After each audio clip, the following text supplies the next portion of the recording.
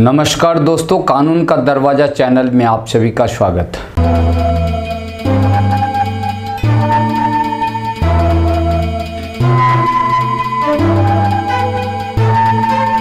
आज के इस एपिसोड में मैं आप सभी को जानकारी दे रहा हूं कि जब कोई व्यक्ति पूर्व जमाबंदी रैयत की मृत्यु के बाद अपने नाम से या फिर ऐसा कहा जाए कि अपने नाम से ज़मीन का म्यूटेशन कराना चाहते हैं, तो उसमें आने वाली बाधाओं को आप कैसे दूर कर सकते हैं। दोस्तों, यदि किसी व्यक्ति के दादा परदादा के नाम से म्यूटेशन चल रहा होता है और जब आप सभी में यह आपसी सहमति बनती है, आप जमाबंदी को अलग करने का वक्त आ गया है और पंचनामा बंटवारा कर लेते हैं, और उस पंचनामा बंटवारा पेपर को लेकर जब आप अपने तहसील कार्यालय में जाते हैं तो तहसीलदार आपकी ज़मीन का आपके नाम से म्यूटेशन करने से आनाकानी करते हैं, कतराते हैं। आखिरकार ऐसा क्यों होता है? निश्चित है कि जब आप जमाबंदी अपने नाम से कराना चाहते हैं या पंचनामा के अनुसार अपने शेयर की ज़मीन अपने नाम से म्यूटेशन कराना चाहते हैं, तो उसमें बाधा किस प्रकार की होती है। इसमें ऐसा होता है कि आपके कोई रिश्तेदार दूर दराज के या कोई अन्य व्यक्ति उस पर दावा करने लगते हैं, और म्यूटेशन करने के समय जो नियम है कि नोटिस किया जाता है, आम सूचना दिया जाता है, समाज के कोई व्यक्ति उस जमाबंदी में आपत्ति कर देते हैं, लिखित आवेदन दे देते हैं कि फलाने आदमी के नाम से जो तहसील कार्यालय द्वारा, अंचल कार्यालय द्वारा जमाबंदी की प्रक्रिया शुरू की जा रही है वह नहीं होनी चाहिए, इसमें मुझे आपत्ति है। और इस तरह का आवेदन पड़ जाने के बाद जो तहसीलदार हैं, जो अंचल पदाधिकारी हैं, वह आपके नाम से म्यूटेशन करने को तैयार नहीं होते हैं। जबकि अंचल या तहसील पदाधिकारी को यह परखना चाहिए कि जो व्यक्ति आपत्ति करता है उनका जमाबंदी रैयत की वंशावली से मेल खाता है या नहीं।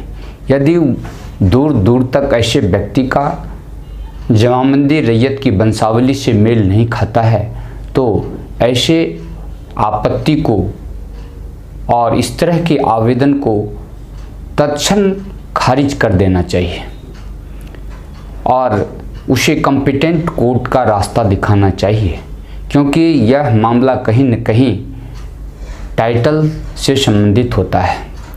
यदि कोई व्यक्ति दावा करता है और वह जमाबंदी रैयत का दूर दूर तक कोई नहीं लगता है, कोई रिलेशन नहीं है, तो निश्चित है कि उसके पास किसी प्रकार का डॉक्यूमेंट्री प्रूफ है, भले ही वह फर्जी हो, मगर कोई कागज़ उसके पास है जिसके आधार पर वह इस तरह का दावा करता है। और ऐसे में अंचल पदाधिकारी को चाहिए कि उसे कॉम्पिटेंट कोर्ट का रास्ता दिखाए।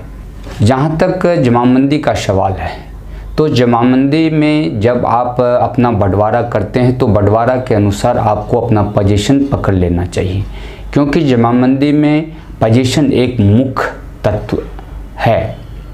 इसके बगैर जमाबंदी संभव नहीं है, क्योंकि जब बुझारत पंजी तैयार किया जाता है, जो पटवारी होते हैं या फिर कहा जाए कर्मचारी होते हैं, या फिर आप उसे लेखापाल भी कह सकते हैं, तो ये लेखपाल या कर्मचारी या पटवारी जब बुझारत पंजी तैयार करने के लिए फील्ड पर जाते हैं तो वहाँ आपकी जो है पोजीशन आवश्यक हो जाता है। बगैर पोजीशन का जमाबंदी गैर कानूनी माना जाता है।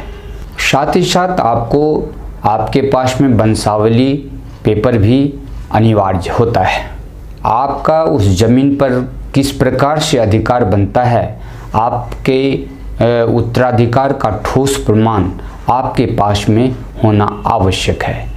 इन सारे कागजात का मौजूद होने पर, यदि आपके पास ये सारे कागजात उपलब्ध हैं, तो तहसीलदार को इसमें किसी प्रकार का आपत्ति नहीं होना चाहिए। खासकर उस वक्त और भी नहीं होना चाहिए जबकि किसी व्यक्ति के पास में म्यूटेशन से संबंधित न्यायालय का डिग्री है और न्यायालय का डिग्री प्राप्त करके वह व्यक्ति अगर अपने अंचल कार्यालय या तहसील कार्यालय में म्यूटेशन कराने के लिए जाता है तो इसमें तहसीलदार को किसी प्रकार का आपत्ति नहीं होना चाहिए। यदि वह आपत्ति करता है तो इसकी सूचना तुरंत वरीय न्यायालय में आपको देना चाहिए कि जो तहसीलदार हैं वह इस पर खामखा आपत्ति कर रहे हैं।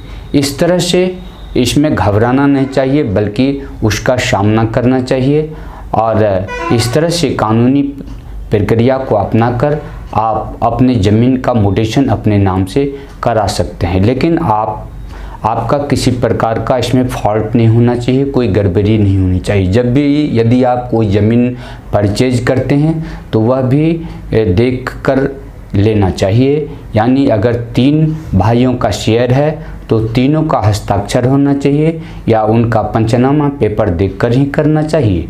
अर्थात इस तरह का कानूनी प्रक्रिया नहीं अपनाने पर आपका जो म्यूटेशन है वह रुक सकता है और नहीं हो सकता है, इसमें बाधाएं आ सकती हैं। इन बाधाओं को दूर करने के लिए आपको पूर्व में ही सतर्क रहना पड़ेगा। तो दोस्तों आज के इस एपिसोड में बस इतना ही कहना चाहूँगा, फिर अगले कानूनी वीडियो का आप इंतज़ार करें। और अंत में आपसे कहना चाहूँगा कि यदि आपने अब तक हमारे चैनल को सब्सक्राइब नहीं किया है तो इसे सब्सक्राइब अवश्य कर लें, साथ ही बेल आइकन को प्रेस करें। और इस तरह की कानूनी सलाह यदि आपको पसंद आते हैं तो इस वीडियो को लाइक अवश्य करें। धन्यवाद।